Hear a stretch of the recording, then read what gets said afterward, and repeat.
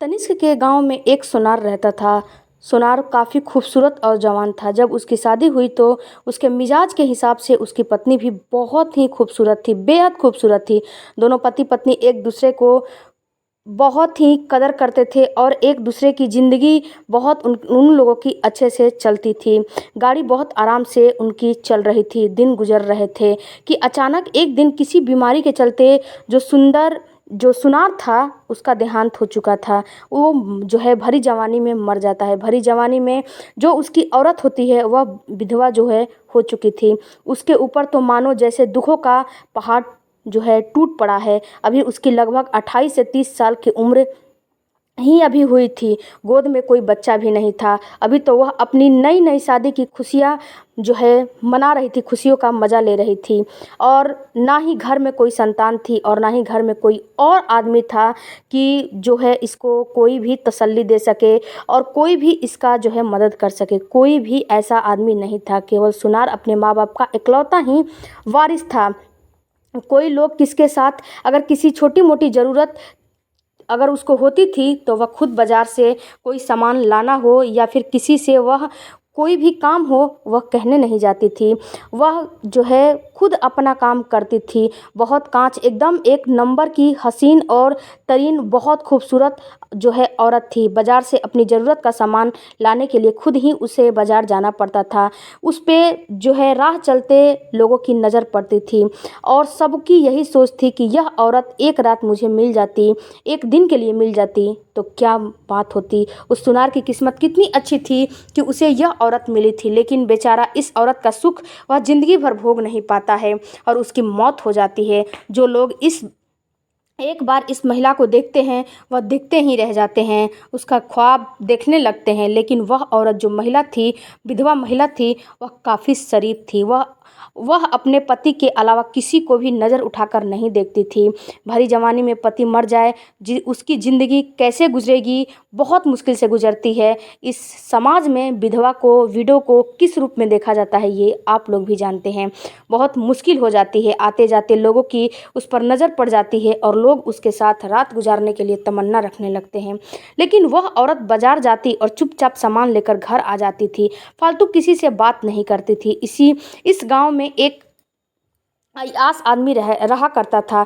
हर रात उसकी नई नई लड़कियों की शौक था। एक दिन जो आदमी था, जब उस विधवा महिला पर नज़र उसकी पड़ती है तो उसका जो है मन लार टपकने लगता है और सोचता है कि अब यह औरत मुझे चाहिए, किसी भी हाल में, किसी भी कीमत पर। कई बार वह महिला आते जाते उस महिला को इशारा किया, फंसाना चाहा, लेकिन उस महिला ने उसके इशारे का कोई जवाब नहीं दिया और वो जो इशारा करता था वो सर झुका के अपना काम करके निकल जाया करती थी। वो कोई रिप्लाई नहीं देती थी।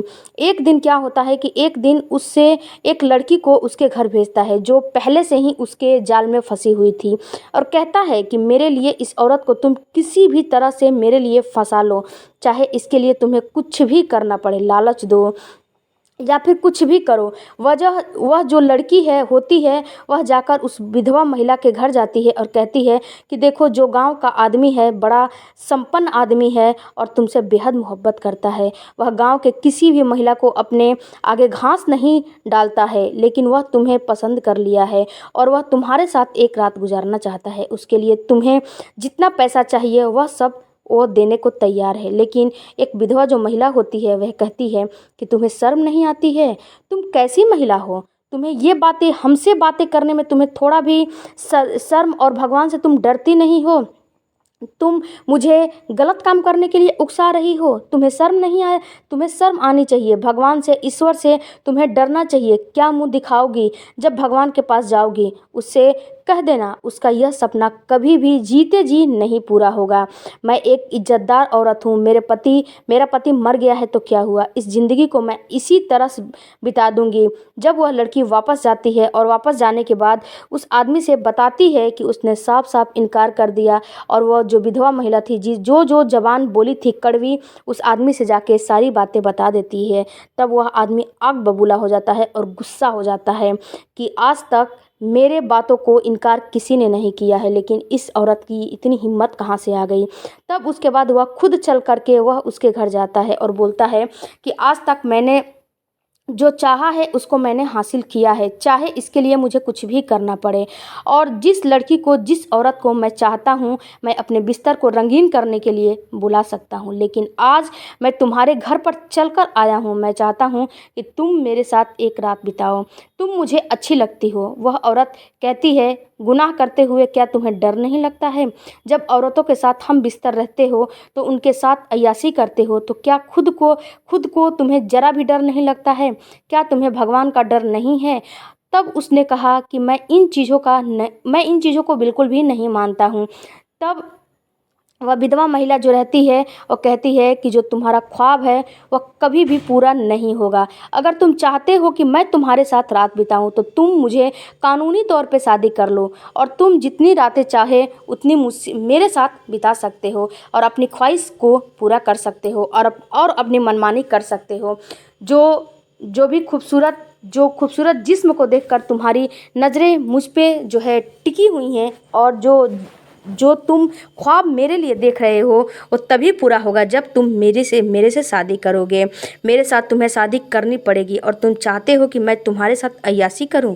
ऐसा मुमकिन नहीं है। उस औरत का जवाब सुनकर वह आदमी घर आता है, क्योंकि पहले से ही ऑलरेडी उसने 4-4 शादियां कर रखी थी। 4-4 पत्नी होते हुए भी वह अय्याशी के लिए तमन्ना रखता था। अंदाज़ा लगा लो कि वह इंसान कैसा होगा। एक नंबर का गिरा हुआ, घटिया, एकदम जो कि एकदम लिच्चड़ इंसान था, लिच्चड़ आदमी था। बहरहाल उस आदमी ने देखा कि वह औरत किसी भी तरह से मेरे जाल में फंसना नहीं चाहती है। तब वह औरत को बदनाम करने के लिए जाल बिछाने लगता है। एक दिन वह महिला बाजार से घर वापस आ रही थी। तब वह क्या देखती है कि एक कुत्ता जख्मी हालत में पड़ा हुआ था रोड पे, और छोटा सा था, और कुत्ता और जख्मी का जो है जख्म से वह तड़प रहा था। उस औरत को उस कुत्ते पर बड़ा दया आती है और उसको उठाती है और अपने घर लेकर आती है। घर लाने के बाद उसकी मरहम पट्टी करने लगती है। जब कुत्ते की मरहम पट्टी होने लगती है तो 2 से 4, 4 से 6, 6 से 8, 8 से 10, ऐसे दिन पर दिन उसका जो है उसकी सेहत में सुधार होने लगता है और वो ठीक होता चला जाता है। वह महिला के साथ घुल मिल जाता है। जो कुत्ते की जो जात होती है, जो प्रजाति होती है, उसको अगर आप एक रोटी भी दे देंगे तो वह आपके साथ इतना ज़्यादा वफादारी करेगा कि आप उसको पूछिए ही मत कि वह कितना इंसान से भी कुत्ता वफादार होता है। यही हुआ था उस महिला के साथ। वह महिला उस कुत्ते के साथ इतना घुल मिल गई थी कि उसके इशारों पर हर काम वह कुत्ता करने के लिए तैयार रहता था। उस औरत ने उस कुत्ते को बाहर के लोगों के नज़र में नहीं आने दिया था और किसी भी खतरे को भांपने के लिए यह सोचकर उसको अपने घर में रख लिया था कि मैं अकेली हूँ, विधवा हूँ, लोगों की नज़रें गलत नज़र से लोग मुझे देखते हैं, उसके ऊपर पड़ती हैं। हो सकता है कोई आदमी उसके साथ रात में आकर ज़बरदस्ती करने लगे। रात में किसी भी तरह से इस गांव पे कोई भरोसा नहीं किया जा सकता। किसी भी तरह से कोई मेरे घर आ जाता है और मेरे संग ज़बरदस्ती करने लगेगा तो मैं क्या करूँगा? तो यह कुत्ता मेरी सहायता करेगा। यह सोचकर कि यह महिला ने उस कुत्ते को पाल लिया और एक कमरे में बंद करके रखती थी, और जब उसकी ज़रूरत पड़ती थी, लैट्रिन हो गया, बाथरूम हो गया, खाना हो गया, उसको बाहर जो है निकाल कर उसको हर काम करवाती और फिर उसको उसी कमरे में बंद कर देती। और जब रात होता तो उस कुत्ते को बाहर खुली अपने जो आंगन था उसमें छोड़ दिया करती थी और रात भर वह कुत्ता उस घर की रखवाली किया करता था। और फिर जब सुबह होता था तो फिर से वो महिला वही काम करती थी कि जब सुबह होते ही जब जगती थी तो उस कुत्ते को कमरे में लाकर बंद कर देती थी। वह घर में आज़ाद घूमता रहता और पूरी रात पहरा देता रहता। अब जो उस गांव का अय्याश आदमी था वह सोचता है कि जब मेरी ना हो सकी तो मैं इसे किसी को नहीं होने दूंगा। तब वह 2-4 लड़के को अपने घर बुलाता है और पार्टी देता है। और अपने मंसूबे को वह जो है अपने मन की बात उन दोनों से बताता है। उन दोनों दोस्तों को चारों दोस्तों को बताता है और कहता है कि यार एक महिला है, उसको फंसाना है। अगर तुम चारों में से कोई एक भी फंसाने में कामयाब हो सका, सफल हो गए, तो मैं तुम्हें इनाम के रूप में क्या क्या दूंगा तुम्हें पता भी नहीं चलेगा। और उसके बदले हम चारों लोग मिलके जब वो जो है फंस जाएगी तो अय्याशी करेंगे, मज़े लेंगे, लेकिन जब वह नहीं फंसेगी तब उसको इतना बदनाम करेंगे कि उसको धक्के मार के इस गांव से निकाल दिया जाएगा। तब वह चारों लड़के अपने अपने काम पर लग जाते हैं। जब वह घर से बाहर निकलती थी तब उसे सब लोग उसको रिझाने के लिए कोशिश करते थे, लेकिन वह औरत पता नहीं किस मिट्टी से बनी थी, पता नहीं था वह किसी से भी इम्प्रेस नहीं हो रही थी। वो किस मिट्टी से उसको भगवान ने बनाया था ये किसी को पता नहीं चलता है। चारों लड़के हार जाते हैं और कहते हैं कि वह औरत किसी भी तरह से फंसने के लिए तैयार नहीं है। एक जानकारी मैं आपको जो अय्याश लड़का था उसको देते हैं कि वह औरत एक कुत्ते को पालती है और उसको बदनाम करने के लिए इससे बड़ा कोई और सबूत नहीं हो सकता। यह गांव में अफवाह उड़ा दो कि वह औरत कुत्ते के साथ संबंध बनाती है। जब यह अफवाह गांव में फैलेगी तो सब लोग उससे नाराज़ हो जाएंगे कि कैसी औरत है, कुत्ते के साथ वह गंदा काम करती है। इसको यह आइडिया बड़ा पसंद आता है और धीरे धीरे अफवाह फैलने लगता है। जो सुनार की विधवा पत्नी है वह कुत्ता रखी है और उस कुत्ते के साथ संबंध बनाती है, इसीलिए वह औरत किसी आदमी के साथ ना तो शादी कर रही है और ना किसी को घास डालती है। अब यह धीरे धीरे जो बात है वह अफवाहें फैलने लगती हैं। दोस्तों, अच्छी बात बहुत ज़्यादा नहीं फैलती है, लेकिन अगर वहीं पे गलत बात होती है, घटिया बातें होती हैं, वो इतनी तेज़ी से आग की तरह फैलती है कि पूछो मत। और सभी लोग उसको बुरी नज़र से देखने लगते हैं कि यह औरत कैसी है जो कि कुत्ते से संबंध बनाती है। जो अय्याश आदमी था वह अपने काम में कामयाब हो चुका था। तब वह कुछ लोगों को उकसाता है। उकसाने के बाद जो है वहाँ के जो राजा होते हैं, यानी कि जो वहाँ के सरपंच होते हैं, उनके पास जाया जाता है। कुछ लोगों को लेकर ये जाता है राजा के पास। राजा के पास जाने के बाद राजा को बताया जाता है कि आपकी प्रजा बड़ी दुखी है, दुविधा में है, बड़ी ही दुखी है। राजा पूछता है, सरपंच जो होता है वह हर गांव में पहले ज़माने में सरपंच रहा करते थे, वह पूछते हैं क्या बात है। वह आदमी बताता है कि हमारे गाँव में एक महिला है जो कि कुत्ते से संबंध बनाती है, उसको कोड़े मार मार के इस गाँव से बाहर निकाल दिया जाए, नहीं तो हमारे आने वाली पीढ़ी पे उसका निगेटिव असर पड़ेगा। फिर कुछ ऐसी सज़ा दो कि आज के बाद से कोई औरत इस तरह का काम करने का हिम्मत भी नहीं कर सके। राजा बड़ा नाराज़ होता है और अपने सिपाही को भेजता है कि जाओ उस औरत को गिरफ्तार करके लाओ। सिपाही पहुंचते हैं और कहते हैं कि राजा के दरबार में तुम्हारी पेशी है। वह कहती है, मैंने तो कुछ नहीं गलती किया है, ऐसा तो कोई जुल्म नहीं किया है मैंने जो कि मुझे राजा के पास जाना पड़े। राजा के यहाँ आखिर मैंने क्या जुल्म किया है जो कि मुझे राजा के यहाँ जाना है, किस बात की मुझे पेशी है। तब वह जो सिपाही होता है बताता है कि कुछ आदमी राजा के यहाँ तुम्हारी शिकायत लेकर गए हैं। तब अब वहाँ जाकर ही पता चलेगा कि क्या बात है क्या नहीं है। जब वह महिला राजा के पास जाती है तो राजा काफ़ी गुस्से में होता है और कहता है कि अब इस महिला को एक काल कोठरी में बंद कर दिया जाए। वह महिला को एक बंद जो है कमरे में बंद कर दिया जाता है। तब वह राजा अपने कुर्सी से उठता है और उसे महिला के पास जाता है और कहता है कि तुम्हारे ऊपर यह आरोप लगा है कि तुम कुत्ते के साथ गलत काम करती हो। तब वह महिला सुनकर काफ़ी ज़्यादा रोने लगती है और अपने ईश्वर को आवाज़ लगाने लगती है और बोलती है, हे ईश्वर, क्या इस संसार में विधवा होना गलत है? मैं खुद से विधवा नहीं हुई हूँ। ये मेरी ज़िंदगी का एक हिस्सा है जो कि तुमने ये मेरे साथ किया है, और मेरी ज़िंदगी में अब कितनी परीक्षा लेना बाकी है जो तू ले रहा है, अब मेरे बर्दाश्त से बाहर है। जो विधवा होती है काफ़ी रोने लगती है। तब राजा उसको बोलता है कि गोल गोल बात मत घुमाओ, सीधा सीधा बताओ कि तुम करती क्या हो कुत्ते के साथ। तब वह महिला कहती है कि जब से मैं विधवा हुई हूँ तब से बहुत लोगों की मुझ पर गंदी नज़र रहती है। हर लोग मुझे हासिल करना चाहते हैं क्योंकि मेरी खूबसूरती मेरे आड़े आ रही है। घर में दूसरा कोई मर्द नहीं है जिससे कि मैं घर का सामान अपना मंगा सकूं। बाज़ार से कोई भी सामान खरीदना होता है तो मुझे ही घर से बाहर निकलना पड़ता है। मैं खुद ही घर से बाहर निकलती हूं और सारा सामान लेकर आती हूं। क्या करूं? मेरी खूबसूरती है, मेरा जिस्म है, यह खूबसूरत है, तो इस पर मेरी क्या गलती है? ये तो ईश्वर की देन है जो कि ईश्वर ने मुझे इतना खूबसूरत बनाया है। अब मैं क्या करूं? कुछ लोगों ने मेरे साथ ज़बरदस्ती करने की कोशिश की, लेकिन मैं सबको मना कर दिया। बहुत लोगों ने ट्राई किया लेकिन मैं सबको मना कर दिया। लेकिन एक कुत्ता जख्मी हालत में पड़ा था तो मैंने उसको घर में रख लिया और उसकी मरहम पट्टी करने लगी। जब वह धीरे धीरे ठीक हो गया तो मैंने उसको अपने घर में ही रख लिया अपनी सुरक्षा के लिए, ना कि उसके साथ संबंध बनाने के लिए। और इन लोगों का जब बस नहीं चला और इन लोगों का मेरे ऊपर कोई ज़ोर ज़बरदस्ती नहीं चला तो ये लोग इतनी हद तक गिर गए, इतनी हद तक गिर गए कि यह लोग एक विधवा को बदनाम करने लगे। राजा जो था काफ़ी समझदार था, उसको इस महिला के बातों में थोड़ी सी सच्चाई झलक रही थी। राजा को और सरपंच को, जज को ऐसे ही होना चाहिए। और वह वापस आ जाता है, वापस आकर के कहता है कि किस किस ने देखा है इस औरत को कुत्ते के साथ संबंध बनाते हुए, काम करते हुए, जरा सामने आओ, उनकी गवाही होगी। जब एक एक करके राजा के सामने आते हैं तो राजा पूछता है कि तुमने क्या देखा है अपनी आंखों से उस औरत को कुत्ते के साथ गलत काम करते हुए? आदमी कहता है कि जी हाँ साहब, मैंने देखा है, पूरे कॉन्फिडेंस के साथ कहता है। तब वह राजा जो है थोड़ा दिमाग लगाता है और कहता है कि तो यह बताओ कि तुमने तो ये भी देखा होगा कि कुत्ते जो है किस रंग का था। यह बात सुनकर वह आदमी बहुत ज़्यादा थोड़ा सा डर जाता है, लेकिन फिर राजा के जहाज सामने चूंकि खड़ा था तो वह राजा के सामने खड़ा था तो राजा से कहता है कि वह सफ़ेद रंग का कुत्ता था। अपने आप को थोड़ा संभालता है और राजा के सारे सवालों का जवाब देता है। दूसरे आदमी को जो है बुलाया जाता है और उससे पूछा जाता है कि तुमने क्या देखा है, तो वह भी बोलता है कि मैंने देखा है। फिर वही सवाल उससे पूछा जाता है कि किस रंग का कुत्ता रहता है।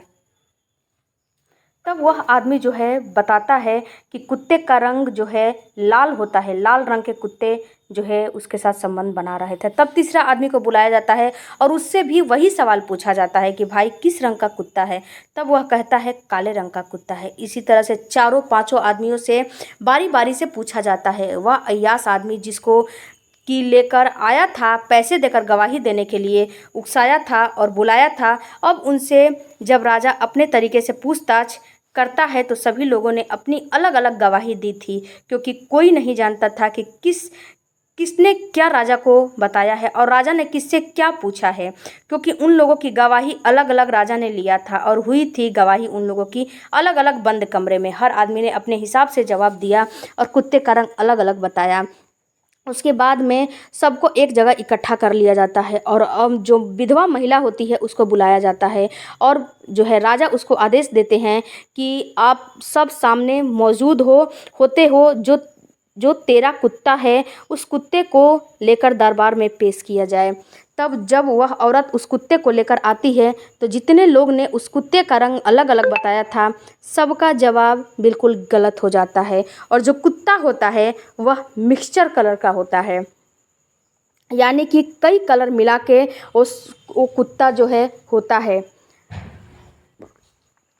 जो कि 2 से 3 कलर से मिलकर उसकी बनावट बना था, जिसको कबरा कलर भी बोला जाता है। जब उन लोगों ने उस कुत्ते को देखा तो सब लोग हक्का बक्का रह जाता है।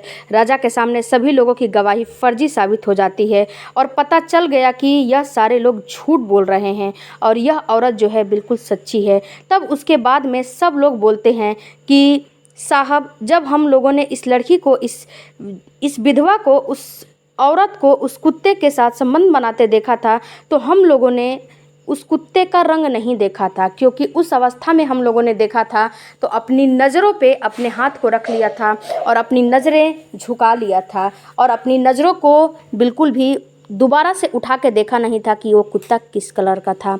और हम लोगों को पूरा याद नहीं था कि कुत्ता किस कलर का था, लेकिन यह सही है कि यह औरत यह काम कर रही थी। सारे गांव वाले चिल्लाने लगते हैं कि नहीं, इस औरत को इस गांव से निकाल दिया जाए और इसे सज़ा मिलनी चाहिए। राजा बहुत परेशान हो जाता है।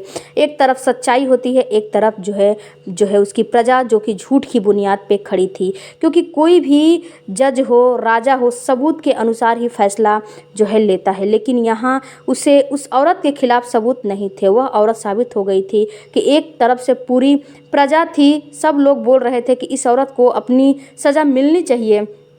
तब तब राजा क्या सोचता है कि अपनी कुर्सी से उठता है और अपने भगवान को याद करता है और बोलता है कि हे भगवान, मुझे किस मुसीबत में तूने खड़ा कर दिया है। तब वह फिर से अपने भगवान को याद करके कुर्सी पर बैठता है। तब जब कुर्सी पर बैठता है तो उससे वह आदमी कुत्ते की तरफ देखता है। जो कुत्ता होता है उसके अंदर उसको ऐसा दिखता है कि यह कुत्ता सही बोल रहा है।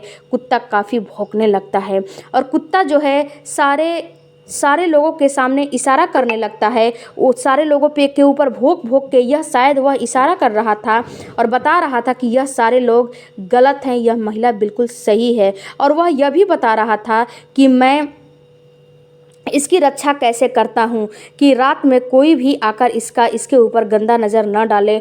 और यह जो महिला है यह मेरी कितनी केयर और कितनी देखभाल जो है करती है, कितनी हिफाजत मेरा की है, वह अपने ज़ुबान में राजा को बता देता है। वह बेजुबान था, लेकिन कहीं ना कहीं राजा उसकी जो जुबान थी, उसकी मंशा थी, उसको पढ़ लेता है और उसको समझ में आता है। क्योंकि राजा तो राजा होता है, जो भी राजा बनता है, जो भी जज बनता है, ऐसे नहीं बनता है, उसको कुछ ना कुछ उसके अंदर कला होती है। तो राजा इसको समझ जाता है और राजा जो है वह अय्यास जो आदमी था उसको बुलाता है और कोड़े बरसाता है। जब वह आदमी अपने गुनाह को कबूल कर लेता है, उसके बाद राजा उसको फांसी पर लटका देता है और जो भी उसके साथी थे उनको भी फांसी पर लटका दिया जाता है। उसके बाद राजा सबके सामने ये ऐलान कर देता है कि अब बताओ कि कौन सही है कौन गलत है। तब सारी प्रजा नज़र झुका के खड़ी हो जाती है। राजा उस महिला से कहता है कि अभी तुम्हारी उम्र काफ़ी कम है, तुम अपनी ज़िंदगी कैसे गुजारोगी? अगर तुम चाहती हो तो मैं तुमसे शादी कर लूँगा और करने के बाद तुम मेरे ही घर में रहोगी और तुम मेरी पत्नी बन के रहोगे। तब वह महिला अपनी सर हिलाती, हाँ में हिलाती है और राजा उससे शादी कर लेता है। शादी करने के बाद उस खूबसूरत महिला से राजा के 3 घर में बच्चा पैदा होता है और वह बच्चे आगे अपने राजकाज को बढ़ाते हैं। तो दोस्तों, यह कहानी आप लोगों को कैसी लगी कमेंट करके ज़रूर अपनी राय ज़रूर बताइएगा। और जाते जाते एक रिक्वेस्ट है आप लोगों से कि मेरे चैनल को ज़रूर सब्सक्राइब कीजिएगा। आप लोग सब्सक्राइब नहीं कर रहे हैं तो प्लीज़ सब्सक्राइब करके जाइएगा। मिलती हूँ अगले वीडियो में, तब तक धन्यवाद और अपना ख्याल रखें। इंटरेस्टिंग वीडियो देखने के लिए थैंक यू।